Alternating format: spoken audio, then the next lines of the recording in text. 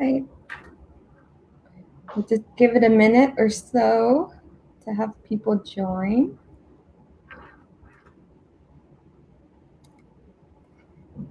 All right. Hello, everyone. How's your Saturday going? Today we have a really exciting show for you. And so I'm just going to jump right in. I want to get started by saying a little shout out today to La Luz. I got my mask. So if any of you need a mask out there, contact laluz.org for your mask. I know that ordinance went into effect immediately, so stay safe, everyone.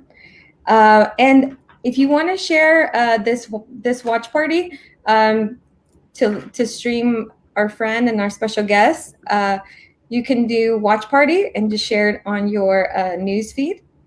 So I am super excited. I'm going to just jump right in and hope you guys can join us. And if you have any questions as we go along, feel free to comment. So today I am super excited to introduce a really good friend of mine. I'm so proud of her. She's inspired so many people, and she's inspired me for all the work that she's doing, specifically with her passion in STEM. And we have actually traveled to so many places, and we've done so many things together. We've experienced life and journeys together. But today, I want her to share a little bit about her story. So I'm going to go ahead and introduce her. So we have Miss Arlisa Jaques, who is currently a network security design engineer. So hi, Arly. Hey, thank you so much for having me and asking me to come and show my experiences, see how I can better help everybody. So thank you, Mady. How's your quarantine life going so far? Well, it's not too bad. I guess I got used to it now that we're in the forever month, it feels like. But it started out pretty bad. I think like most people, having to be sheltered in. I know I would call you all the time, like, how are you doing? But we started these video chats that we really had never done before. And we were like, why hadn't we done before? Trying to just get together with friends through everyday life like this. So me being so far away, I don't get to see y'all all the time, but it hasn't been too bad. I've gotten used to it.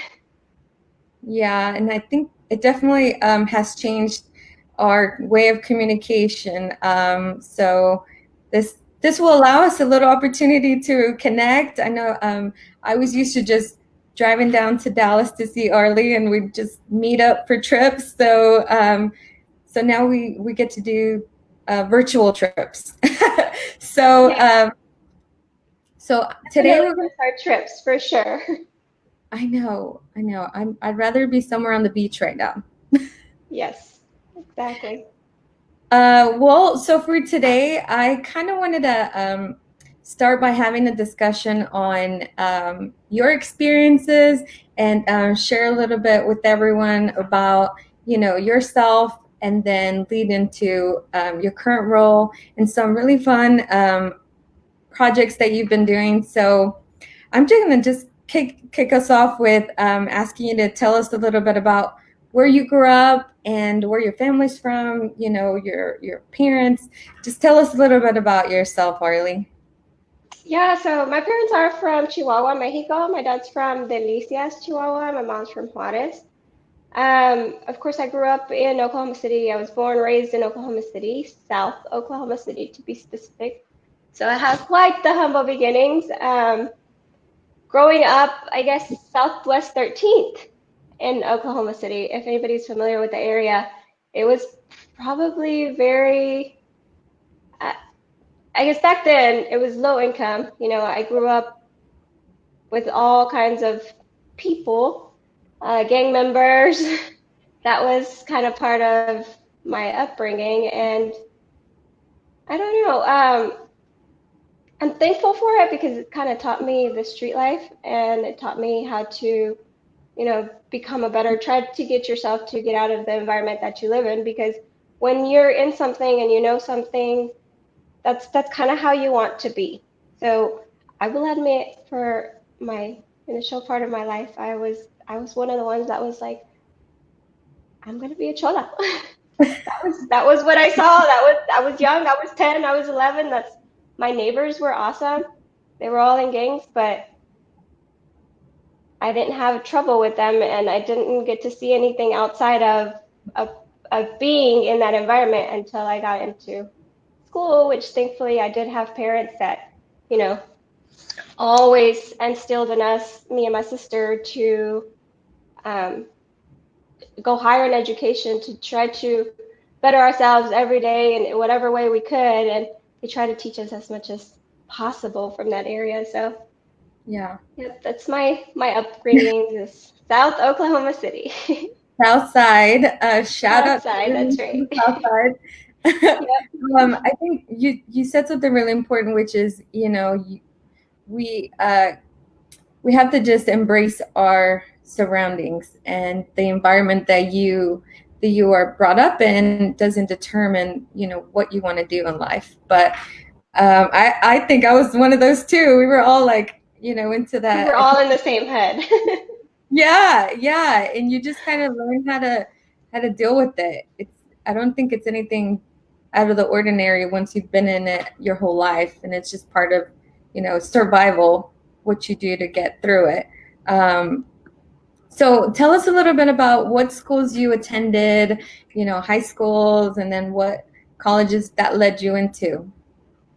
Yeah, I started out in public schools, but given the nature of my environment, some of the public schools that I would have been going to were had really low rate of graduation, high rate of pregnancies, and so and so. My parents decided that that's not where I was going to go. So they put me, against my will, actually, they put me into private schools starting in middle school. And so I got used to it, of course, but I remember the first day going into private school, coming from a public school in the South Side. You're used to, even in elementary school, you're used to defending yourself. You're used to, being on the defensive side all the time. So when you go into a private school, it was so different. On day one, somebody like accidentally bumped into me, and something like that in a public school, I would have been like, what's your problem or something. And so as soon as that person, well, she ended up being a friend, she bumped into me. I didn't know her. I looked at her with a mean face, but she responds back with, I'm really sorry, I'm really sorry. And that to me threw me off because I didn't come from an environment where people just apologize for something like that. So I was like, well, this is weird. But yeah, about maybe 6 months into school, I went to Sacred Heart, actually, middle school in South Oklahoma City as well. Um, I got used to it. My friends, I've actually kept in touch with all of them, and a lot of them I found out that ended up going to the same preschool as I did. So I guess we've been into some of the same schools all of our lives. For high school, I ended up going to Mount St. Mary, which was right across the street from Sacred Heart. But yeah, my I would say first my parents. Thank my parents for instilling in me kind of trying to further my education in whatever way possible. Even when I didn't know what it was about, they kind of uh, put me towards a path where they knew it would be best for me from school. So I have a lot to thank those private schools for. Um, I guess my education, the way that I changed as a person, and most importantly, it was not cheap. And I know this is hard for me to say it even now because my parents had to go through so much to just get me through those schools because they weren't cheap, but they knew it was like the right path. So that in itself was like something to be really thankful for and grateful for. So I'm always, every time I talk about my parents, I get so emotional. Sorry, but No, I'm just thankful for it. I think you bring up such an important part that many parents have to make difficult decisions, especially right now with this COVID situation. They're trying to decide, how to send their their kids back to school, you know. So I think that's something that every parent looks at, what's the best for their child, even if it's investing in their future, and working extra hours to get there, because I know, like you said, it's not cheap. So you kind of have to do everything above and beyond to make it happen for them. Uh, and then, so after high school, where did you go to college? Yeah, so high school was fun.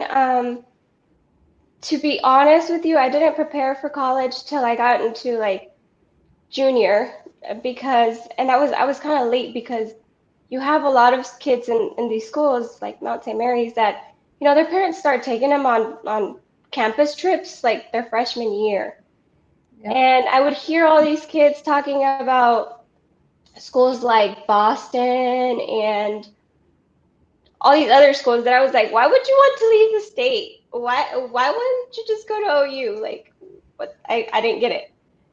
And so junior year is finally when I decided, I have to step up my game. All these people already have plans. I have no idea where I'm gonna go. I have no idea how I'm gonna pay for it. Yeah. So I started applying, and I guess the drawback to going into the private school was that our class was so small.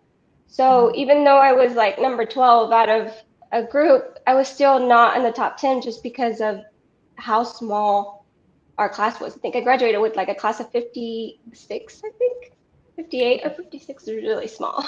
Yeah. So you just have to work and try to get to where you want to be. I didn't know where I wanted to go to start out with. I met people, and I guess through the people that I surrounded myself with at that time, um, they were going to OU, so I guess I wanted to go to OU. I started applying, and I met, and I'm very thankful for the people that I'm telling you that I meet, because once there's a purpose for everybody in your life, and Yeah. everybody is there for a reason. So one of the people that helped me a lot was by the name of Paul Rocha. I don't know if you probably know him, medium. Yeah. But Paul was a recruiter at OU, and he's the one that kind of guided me to, this is what you got to do, go take these tests, apply here. And yeah, I ended up going to OU for 2 years. And another person that helped me a lot while I was at OU, which actually Paul ended up pointing me to that person, her name was Judy Voller.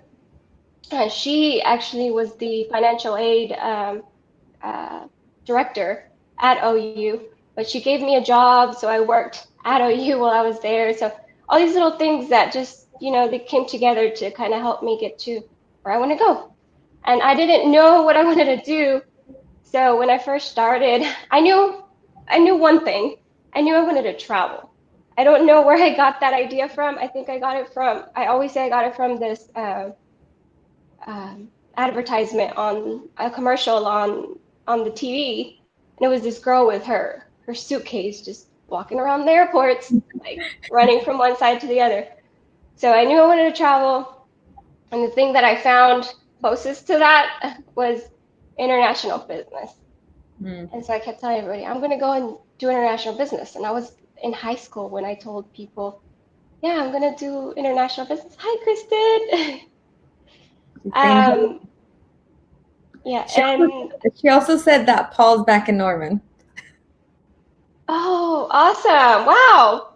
That's Yeah. awesome. I didn't We'll know have to that. reconnect with him. Thank you, Paul. Yeah.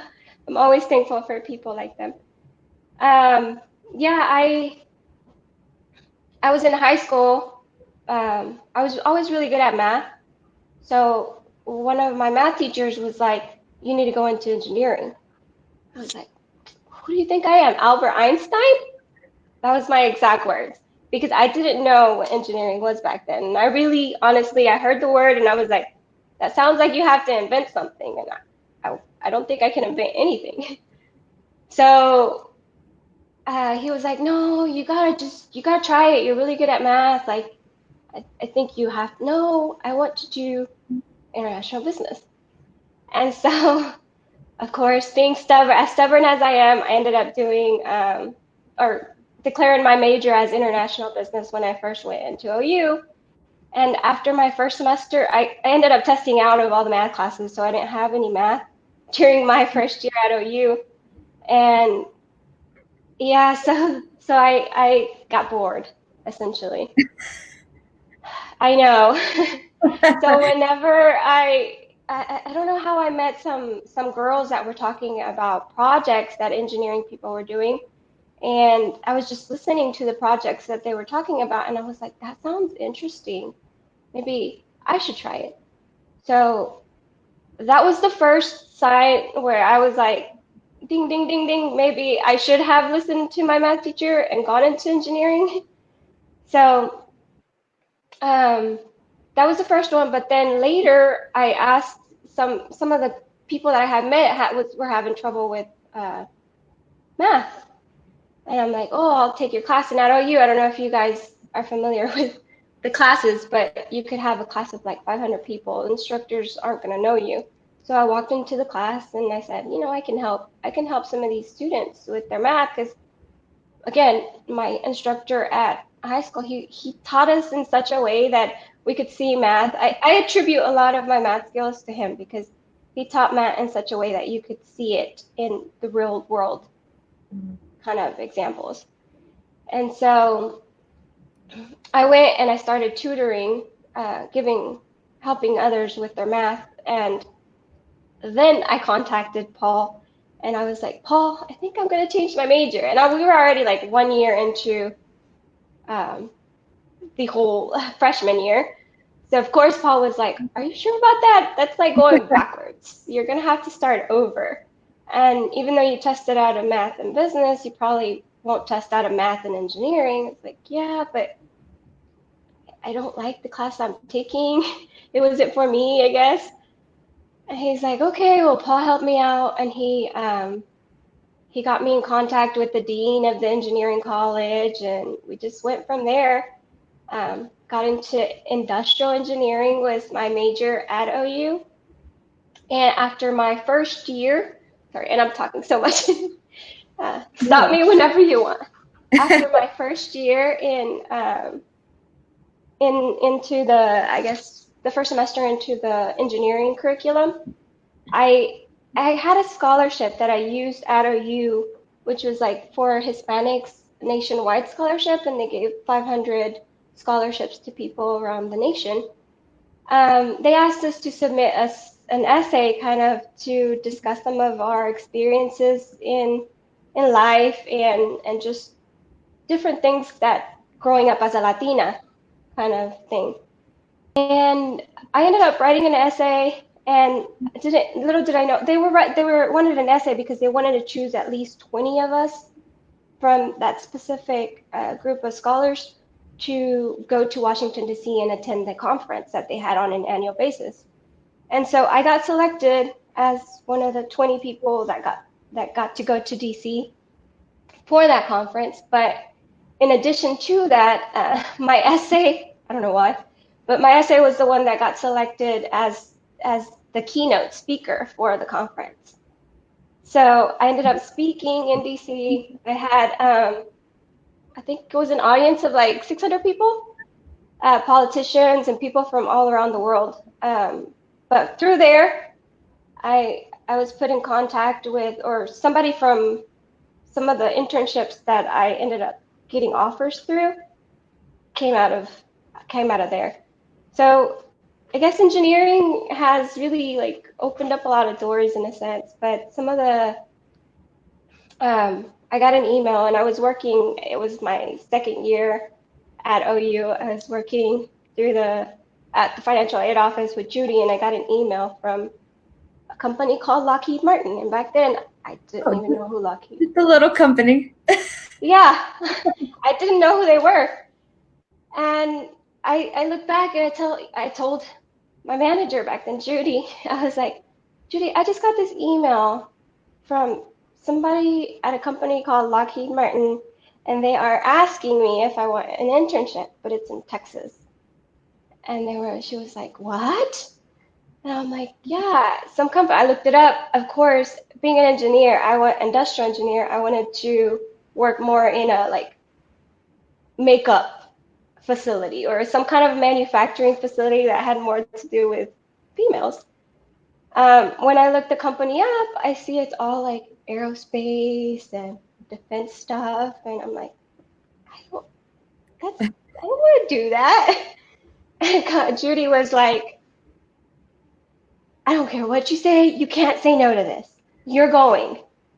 You can't say no to them. And so that's really how I got started with engineering. After that, I ended up loving it so much, um, and Texas, that I ended up leaving OU and transferring to Texas, the University of Texas at Arlington.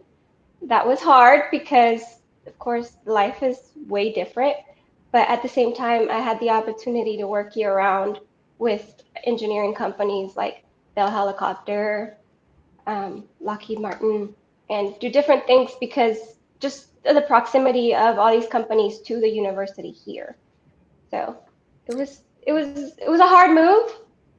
I'm a Sooner fan, but in a sense, it opened up a lot of opportunities. So So I like so many things that you just mentioned. One, if anyone needs a tutor for math, we have yes. someone who's a specialist in that area. But I think that you covered on very important things where you didn't necessarily know and have a plan to where you are currently, but just the doors that it opened for you is what I think a lot of people sometimes fail to get those opportunities because they don't open up to those internships, or by the essay you wrote, then you got an opportunity to something else. And I think that sometimes your life experiences will kind of take you on to the next big thing. Um, and Lockheed Martin is a pretty big company that and tell us again really quick for those that don't know what Lockheed Martin is. What's the brief description of it? Yeah, Lockheed Martin is a worldwide company, really. They work on a lot of defense projects for different governments around the world. And when I say defense projects, they could work on like missiles, um, fighter jets. They can work on all kinds of things that would defend the security, the national security of the country. So advanced technologies, pretty much. So no big deal, just protecting our country. That's Yeah, Lockheed's a great company. it's pretty amazing there. And then so that kind of led you to you you doing continuing and getting your master's at the University of Texas at Arlington as well, right? And then Yes. which now currently you're a network security design engineer. Super fancy, but tell tell our viewers what that necessarily means. What is your daily role? Yeah.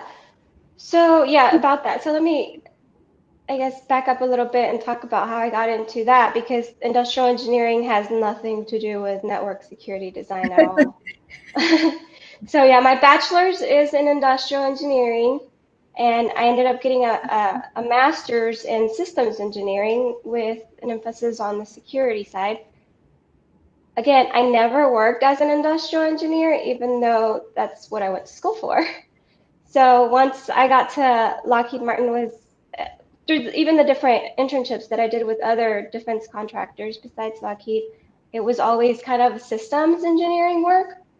And so systems engineering is more like looking at the processes of different engineering technologies and trying to better the process from different perspectives, from like designing it all the way to like testing. And I worked at Lockheed for a little over 8 years, almost 9.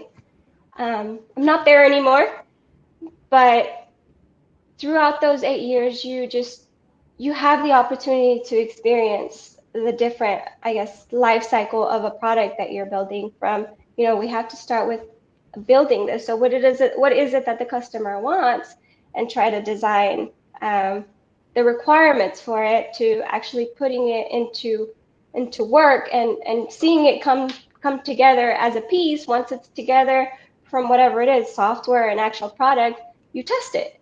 And I got to do all of that at Lockheed Martin. I'm very thankful for it. I was part of some of their leadership programs, got to travel to do that stuff, like Lockheed through that, which ended up going back to my initial goal in life was to travel. So I did that through Lockheed. However, right around, I think it was like 2014, I started getting interested in security.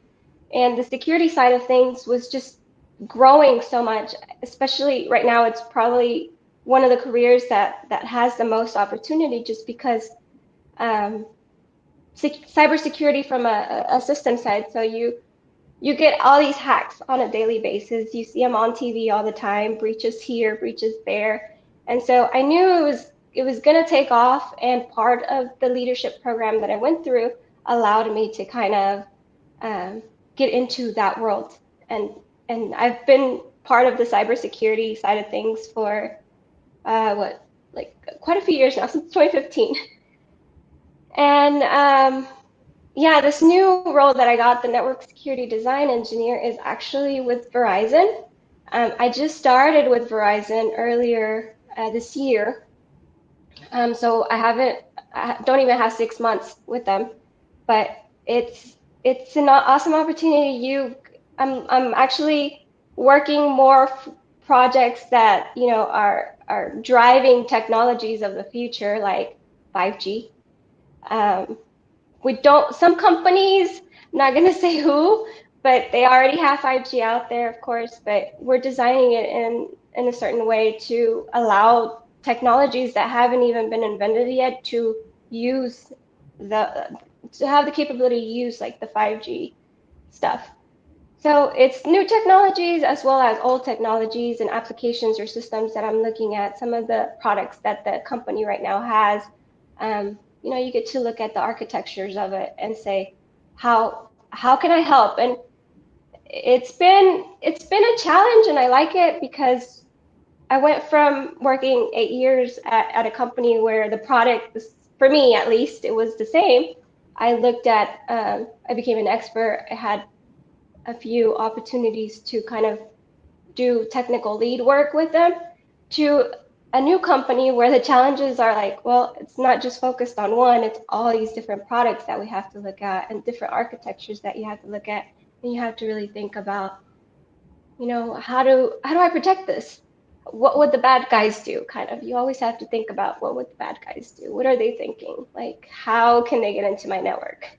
So That that's kind of what I do. And from a design perspective, we're looking at it from the very beginning. So when the designs engineers that we work with on the projects, they've designed a system, you're the one that's responsible for making sure that whatever the design that they have um, has security implemented. So cybersecurity is definitely a career that's growing a lot. And I can tell you one thing, there's not a lot of women in engineering. There's not a lot of women in cybersecurity. So, and my team, there's only two of us, and we both work completely different things. So so out of the two, how many other are males? we have 20 in total. So Wow. yeah, yeah, So speaking that's of just my team. well, and somebody just said that's so interesting, and I when it comes to like cybersecurity, that's something that is so fascinating. Just learning all the back ends and the how tos. Kristen was also saying that she'd love for you to get involved with Techlahoma, but I believe she said if you aren't already involved with women in tech, she'd love for you to be a part of. But I think you are in a women in tech program, right? Or some kind of Yeah, organization. I do. I am in organizations. Excuse me. I've never heard of Tekla, but Techlahoma. I'd love to. Yeah, whatever I can support and help other women. Um, Women, men, Hispanics, non-Hispanics, whatever. We're Yeah, all here for each other. So, I definitely think um, there's a need to learn more about that career. And you kind of mentioned on some of the challenges, but I wanted you to kind of elaborate a little bit more on what have been some of those challenges, specifically being, female, Latina, and STEM, and that maybe you have seen or that you have overcome yourself, maybe. yeah, in particular, as a Latina or as a female, I have found in my careers, you have a lot more opportunity than maybe it's just the way that we focus on the challenges, because some of the challenges that I was talking to were more of like, having to learn about all these new products that I'd never had exposure to before, immediately just to try to get security design into them. Those are the challenges. But challenge from a, Hispanic or Latina perspective, I it's more of an opportunity for me, because you have the opportunity first to try to help others that went through similar paths as I did, because a lot of my career has been a trial and error kind of a thing. I didn't have, like, as a young age, I didn't have an engineer to go shadow, or somebody to go ask, hey, can can you help me with this project I have? Like, I didn't have that, so it was a lot of having to do it yourself, failing and starting over kind of a thing. But I have known, I have seen it, and I don't think it's just Latinas, I think it's women. In general, when you get into higher positions, like I think one of the highest positions I had was to be a technical lead for a project at Lockheed. That's when you start seeing people trying to, like, pull you down or trying to butt heads with you. That's when you start, like, actually seeing people who don't have the best interests for you in their plans. So that We're was interesting for me. Do what? in control. Yeah, and that's when you see, and it's people who you would expect, because you work with people, and for years you build a relationship with them. But when you are in a position where you actually have to say these are the plans, or these, in a position to actually give, or the power to actually help others, and progress in whatever path that you want, that's when you start seeing the headbutting, and that's when you start seeing. And honestly, I didn't like it. It was tough, but it was one of those situations where either I sit here and deal with it, or I move. And that's exactly what I ended up doing. You have to just know how to play your cards and shift as you see fit, because you either try to find another position where your own leadership isn't trying to, bring you down, or you deal with it. And I'm not one to deal with it. So So your advice for those that are dealing with maybe someone trying to pull them down or maybe not supporting their career advancement is for them to kind of figure out a new role or a different location that would provide them that open door. it's not, and not necessarily, I'm not saying escape the role. Like, it's just figuring out on your own how to move forward, because once you get into certain space, you don't have your friends there with you 24/7 to, like, roo roo rah rah, you got this kind of thing. So you are on your own. I was the only technical lead Latina, female. So I'm in a room with all these men, and either you show up and show them this is what we have, or you shift your own perspectives and try to maneuver into something that you can do this, and you can advance yourself. Go get your certifications, go get whatever it is you need to advance. But I think a lot of it has to come from the person. You can't depend entirely on the employers to give you that. So when you're in positions to be able to help others, do it from a genuine perspective. Like, just just yeah, just go do it. Yeah, It's you kind of you kind of mentioned that the certifications and that I mean getting prepared too, like making sure that you bring that level of like I'm ready, like I'm ready to take this on type of exactly. mentality. Yeah, and certifications are one thing that's very highly regarded, in especially in these engineering IT types of industries. Um, but they're not the only path. And a lot of them, I know I've seen a lot of people that are like, well, the company is not going to pay for my certification, so I'm not going to do it. But in reality, it's like, well, that's your career. That's your knowledge. Like nobody's going to take that away from you once you have it. You know, if you don't want to get a certification, that's fine. A lot of people don't buy into the whole like certification path because it's certain credits a year, certain monies, like they charge. But Hmm. that's fine. But just make sure you advance yourself and somehow go find a book, go learn. Just keep moving is what I like to say. Just keep trying to better yourself from all kinds of perspectives and don't depend on your employer because you will be the one that ends up pigeonholed if you don't try to. And when I mean pigeonholed, it's like the companies have you doing certain things. Once you get so good at it, um, then if you don't have anything to kind of help you get outside of whatever it is that you're so focused on, you won't have a lot of opportunities. And the companies can do whatever they want. So they could tell you to do whatever it is that they want you to do, and you're gonna have to do it because you don't have very many options. But when you have options, it's like, well, I'm not gonna do this, and this is how it's gonna be for a certain project, or this is what I learned. This is why we need to do it this way, kind of a thing.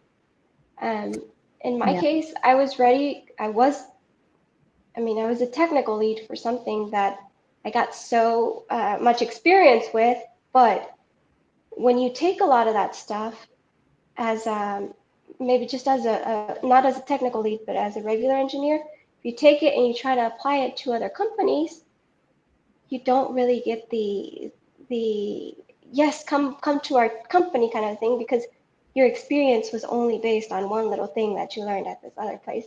So I was ready to kind of broaden my scope of work, Mhm. and that's why I ended up leaving Lockheed, coming to a commercial company, um, not in defense because I wanted that experience because Lockheed was great. I had a lot of opportunity and I learned a lot, but I was ready to kind of broaden my horizon in a sense to where I was learning about much more technologies than just the thing I was an expert in, kind of thing. And that's a difficult decision to make. I think anybody that is currently in a role where, you feel like making a change is so hard, and leaving that environment. But I definitely agree with you saying that you have to diversify your opportunities and you never stop learning. So if you change a role, it Exactly. opens up your resources, your relationships, your connections. So I commend you on that because I know it's not easy to change after a couple years, and you invest in an organization, but hey, this is opening new opportunities. Uh, Kristen saying she's really proud of all that you've done, Arly.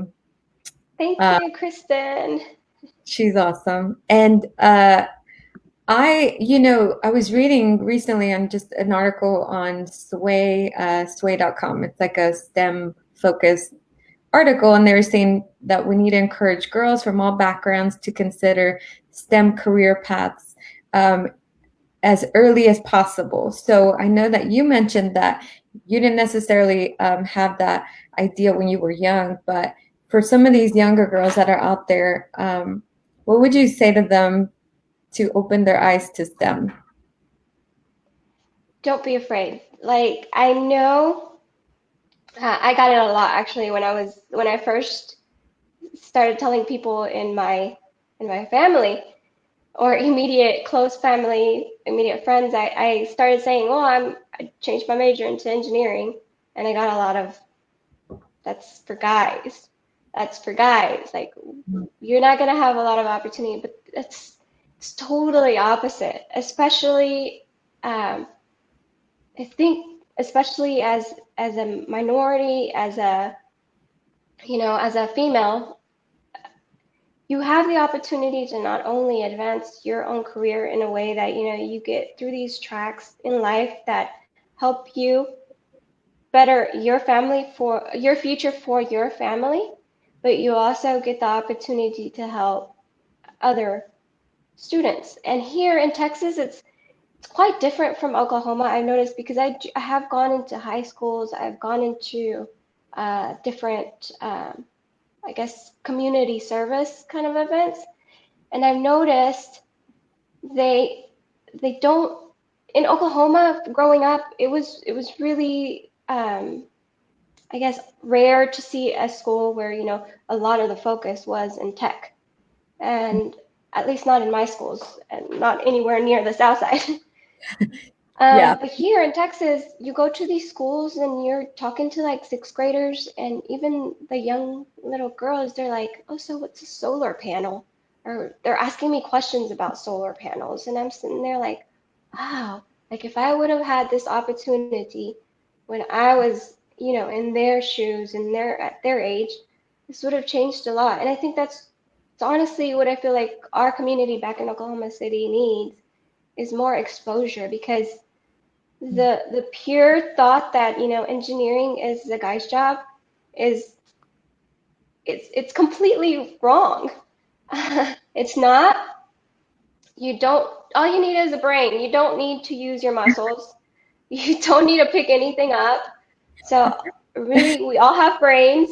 We can all get into engineering types of roles. It's not difficult. And like I mentioned earlier, I saw it as something that was, you had to invent things, or you had to do something out of the norm, and you don't. And once you get into actual, sorry, my hair. Once you get into actual companies, you learn that you don't even have to do this stuff alone. You're always in teams. So it's an engineering team that works on it. The only reason I would see somebody doing it alone is if they're starting their own company or they're starting their own products. Then yeah, you could do it alone, but for the most part in these companies, you're not. You're working with teams, so you're never just have to depend on what you know, what you learn, and everybody depends on that. No, it's not. It's very different. So there's a lot of opportunities. Don't be scared to check it out. Even I'm here to help anybody that needs help with the engineering world, if that's something that they'd be interested in looking into. I know the traditional engineering paths are, to get a degree, so and so. But in cybersecurity, I'm open to the ideas that you don't have to even get a traditional education for that, because we know so many people that know Mhm. so much about computers that don't have an engineering degree, you know? And it goes back to being a matter of what are you taking your time to invest in from a learning opportunities. What are you using? What books are you picking up? How are you using your time? So you can learn this stuff. Engineering, nowadays we have all these websites that offer free online classes, and from the COVID situation, it looks like a lot of us might end up going that way anyways. So Yeah. I know it's not a easy path. I like to tell people, because it's not an easy path into engineering to try to finish your bachelor's degree, right? It's a hard major. Yeah. Um, you have to you have to dedicate yourself in so many ways. You lose friends because you stop hanging out with them. You're stuck in labs all the time, and that's just the reality of the opportunities. And you have to make decisions on how you want to like navigate through that. But it's it's not easy, but it's totally worth it. And from that perspective, I think focusing on things like math, science, even art, and a lot of people don't realize that, but engineering does include a type of art. It's more logical in a sense, but engineering is art and science put together, and you just have to work on that. But yeah, I can totally help from a math perspective if anybody needs a tutor, although it's been a few years. So I would have to refresh, but I can help. Yeah. And you mentioned, the friends, and you kind of had to focus on your time a little bit better on what you want to do. But hey, we can always go on trips. That's how we get to catch up. So, Exactly. thank Exactly. So yeah, I'm thankful for friends who understood life through all the difficulties and stuck there with me like you. But I have friends that, all they wanted to do was parties, and to this day they continued to party, but our lives are very different now, and that's okay. Like you just have to, people change. Some people adapt to certain situations in a different way, so Yeah, yeah. you just have to roll with it. Absolutely. And, thanks to some of these opportunities, we've gone to see some beautiful places. You've lived in Orlando. Yeah. We've gone to Brazil, for those of you who have seen some of those pictures, to Dominican Republic, Puerto Rico, so many other places on the list. So it just Yes. continues. Just a little side note, Miriam and I have traveled so much and we've had so much fun in a lot of these places. So much that we come back and we were like, why did we do that? We could have gotten killed. We have stories for But days. we do. It's a lot of fun. And again, thankful for those opportunities that, allow us to Yeah. pick and choose where we want to travel. So Now, speaking of those artistical activities that you just mentioned with art, I know a lot of people are excited and interested to hear about your new projects. So I've had a few people ask here and there, for you to share. So love for you to touch base on some of those, and what is this cake in me? Let's start with that one. So yeah, thank you for bringing this up too. So the cake and me stuff, I have a side. People usually say you're either your right side is stronger than your left side is stronger than your right. I don't believe that because I love art, and from a very abstract sense, I love art, which is pretty unheard of for people. You either really like math and numbers and statistics and all that stuff, or you either like that stuff that's you're a planner or you're not a planner kind of a thing. I'm totally a planner, and but when it comes to art, I just kind of let it flow. Like whatever works kind of a thing. And that's one of the things I don't have to be picky about. So Cake and Me was it kind of grew out of me trying to get a cake for my mom. I love desserts. Sugar is my addiction. But I was trying to get a cake for my mom. Everything was expensive. So I was like on YouTube, and I was like, man, I used to make cakes all the time, but just for the taste, I never actually tried decorating or any of that stuff until this year when I decided I can make my mom's cake. And I got on YouTube and I just started watching all these videos about cakes and how to do this and how to do that and what do you need. So I started buying all these little things to try to do my mom's cake. And that year I did my first cake. And then just from there, I started watching YouTube videos and learning techniques and trying them out, testing stuff, see what worked, see what didn't work for me. I think I'm still kind of in that phase where I'm still experimenting with, taste, flavors, and all that stuff. But I think I got my style down. So Yeah. I'm an abstract person, so I love abstract art. The pieces that tend to make from a decorative or like at least how I decorate my desserts, they're very abstract in my case. So I do get people who ask me like, "Hey, can you make me a cake for with I don't know, a Barbie or something." I'm like, well, yeah, I can make you a cake, but I'm not gonna make you a Barbie. Like, I will buy the Barbie and somehow I'll fix the cake. So I like to work a lot with themes and colors, Hmm. not so much with actually figures, kind of a thing. So that's kind of my cake projects.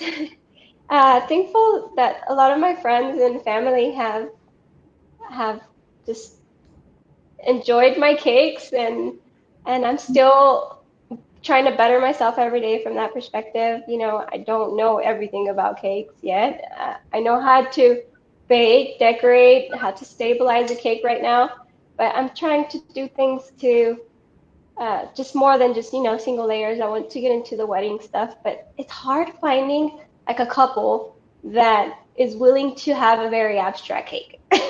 Everybody wants a white cake. And I'm a color person. I love colors.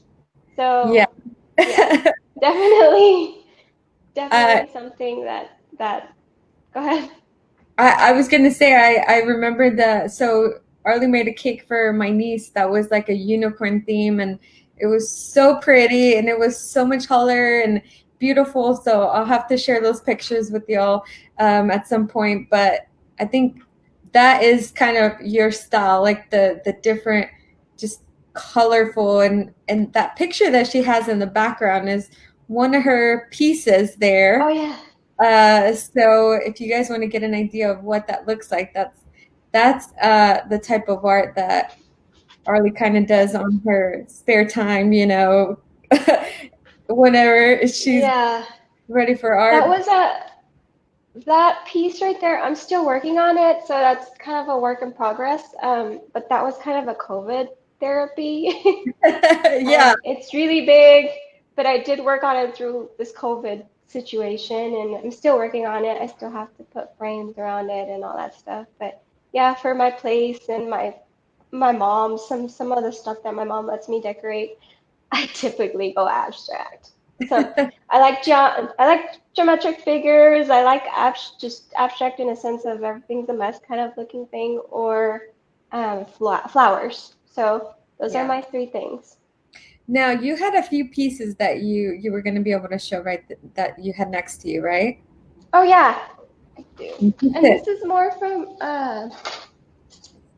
So for those this of is you who more have from weddings coming up that you need something at your entrance or to help people with a little bit of directions on welcome or where to go, she's got some examples there. So yeah, I have let's some of see. the calligraphy work that I do because I do lettering as well. I had friends, and this kind of grew out of friends just asking me to do stuff for their wedding, and I was like, I can do that for everybody. So now I'm like, who's getting married? I had a lot of stuff that was that one, and I had a lot of stuff that was good. I was gonna start doing this year because I could work with chalkboards, I could work on wood, I can work on glass, mirrors, or acrylic pieces. Yeah, Write on them from a calligraphy perspective. But I those are my had a favorite. lot of projects that I was going to start working on this year, and then COVID happens. So in Dallas, there's bridal expos, everything got canceled. The brides that I'm working with to make their pieces for their weddings, they moved their weddings to 2021. It's like, oh, great! I was just getting started. Yeah, those So calligraphy ones are my favorite. Those letters, they look so beautiful and elegant. And when I have my wedding, you can do abstract and make all those signs too. I can't wait. I Not that can't. I'm getting married anytime soon, but time comes, You you'll be never able. know. So if any of you want to contact Arlie, you can find her on Instagram. She's also got a Facebook page that is, I believe, Cake and Me and then Decor and Me, right? Yes. Yep. Okay, awesome. Well, that's Yeah, kind and I'm of, always, yeah, I was gonna say I'm always here to help anybody that is interested in getting into a technical career. Um, Again, I know it's hard, but it's not impossible. So anybody can do it. So yeah, and you've proven that, you don't have to have everything set in stone, and it's okay to change your mind. And there's so many opportunities out there, so don't be afraid to go get them. I'm again so proud of all the work that you are doing, especially for taking on that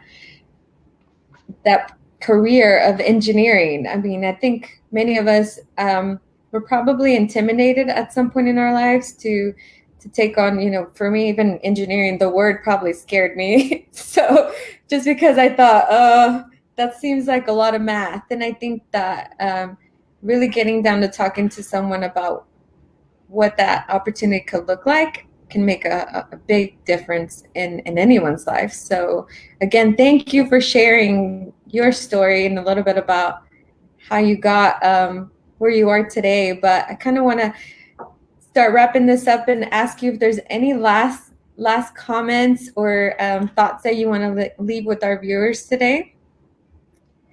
No, just honestly, thank you for asking me to do this with you. I enjoy helping as much as I can, as because I got a lot of help and I needed a lot of help while I went through all of this. So I know how difficult nowadays we have all kinds of streams, YouTube, and all kinds of things that we could look into to help us. But if you need a person to help you, I'm here. So thank you, Medium. I really appreciate you asking me to do this and looking forward to helping more. So thank you. Absolutely. Well, thank you for taking your Saturday to talk with us. And for some of you who were asking, if you do a watch party of this video, it will allow you to share it to your profile. So feel free to create a watch party so that you can share this story with other people. And again, thank you all for joining us to have this conversation with Arly. And if you want to contact her, again, like I said earlier, you can find her on Instagram and Facebook, and she'd be more than happy to help you with your journey. So everyone have a safe Saturday, and we'll see you again soon. Bye.